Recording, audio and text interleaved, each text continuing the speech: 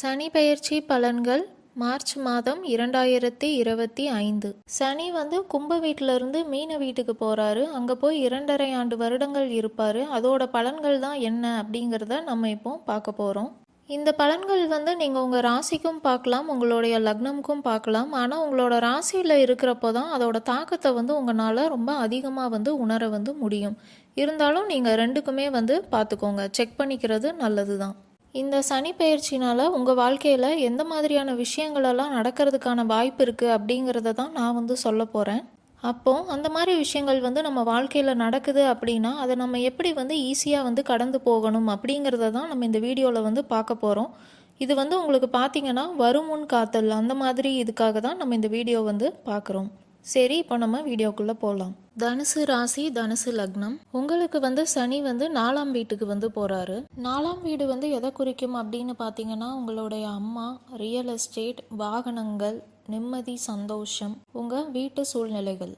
இந்த காலகட்டத்தில் பார்த்தீங்கன்னா நீங்கள் உங்கள் ஆரோக்கியத்தில் அதிக அக்கறை எடுத்துப்பீங்க. உங்களோட வேலை இல்லைனா பிஸ்னஸ் அதுலேயுமே நீங்கள் கவனம் செலுத்துவீங்க. அதே மாதிரி நீங்கள் மென்டலி ஸ்ட்ரெஸ் இல்லாமல் இருக்கிறது எப்படி அப்படின்னும் பார்ப்பீங்க.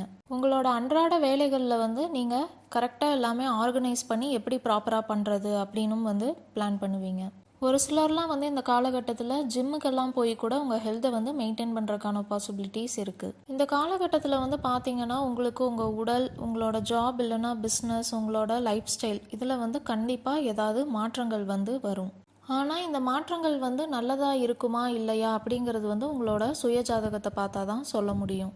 உங்களுடைய சுய ஜாதகத்தில் சனியோட அமைப்பு நல்லா இருக்குது அப்படின்னா நீங்கள் நான் சொன்ன மாதிரியான நல்ல மாற்றங்கள் எல்லாம் பண்ணுவீங்க.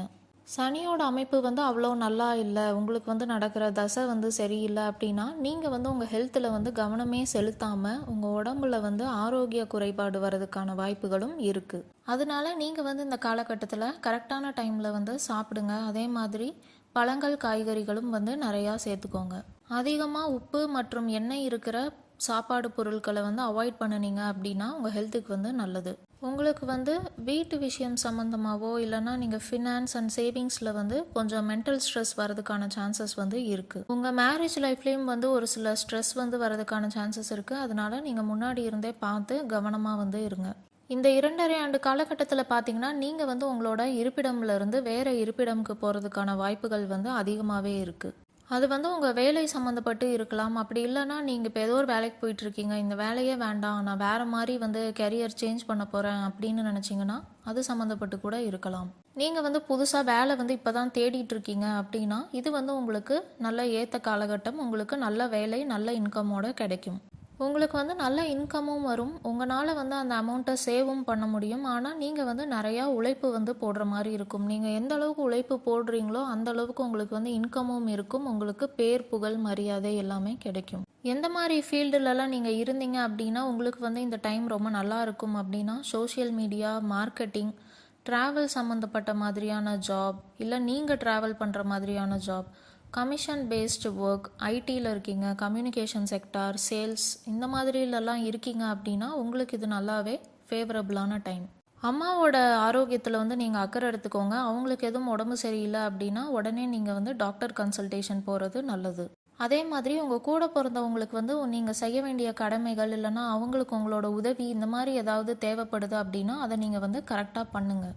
இந்த காலகட்டத்தில் நீங்கள் எதுக்கெல்லாம் கவனம் செலுத்தணும் அப்படின்னு பார்த்தீங்கன்னா உங்களுடைய ஆரோக்கியத்துக்கு நீங்கள் கவனம் செலுத்தணும். அதே மாதிரி வீட்டு விஷயங்களில் உங்களோட மேரேஜ் லைஃப்பில் நீங்கள் கவனம் செலுத்தணும். அது ரிலேட்டடான ஸ்ட்ரெஸ் உங்களுக்கு இருக்கிறதுக்கான சான்சஸ் இருக்குது. நீங்கள் ஹார்ட் ஒர்க் பண்ணுற மாதிரி இருக்கும். இந்த டைமில் உங்கள் அம்மாவோட ஹெல்த்தை நீங்கள் பார்த்துக்கணும்.